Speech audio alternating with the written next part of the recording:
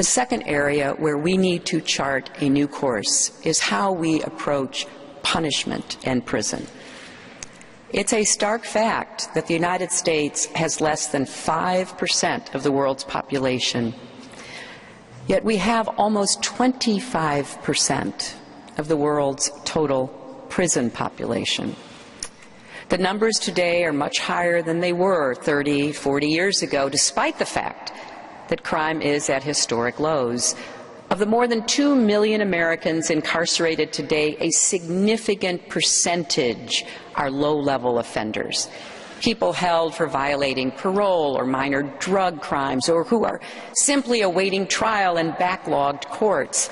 Keeping them behind bars does little to reduce crime, but it does a lot to tear apart families and communities. 1 in every 28 children in our country now has a parent in prison. Think about what that means for those children. When we talk about 1.5 million missing African American men, we're talking about missing husbands, missing fathers, missing brothers.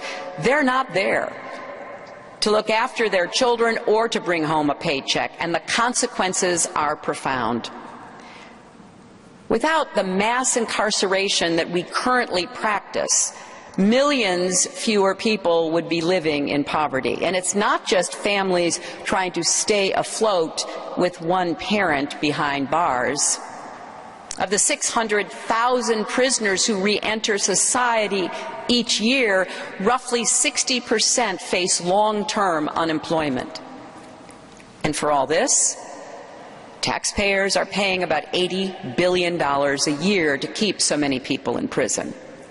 The price of incarcerating a single inmate is often more than $30,000 per year and up to $60,000 in some states. That's the salary of a teacher or a police officer. 1 year in a New Jersey state prison costs $44,000 more than the annual tuition at Princeton. If the United States brought our correctional expenditures back in line with where they were several decades ago, we'd save an estimated $28 billion a year, and I believe we would not be less safe.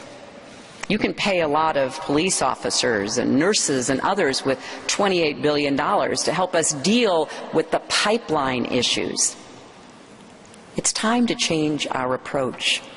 It's time to end the era of mass incarceration. We need a true national debate about how to reduce our prison population while keeping our communities safe.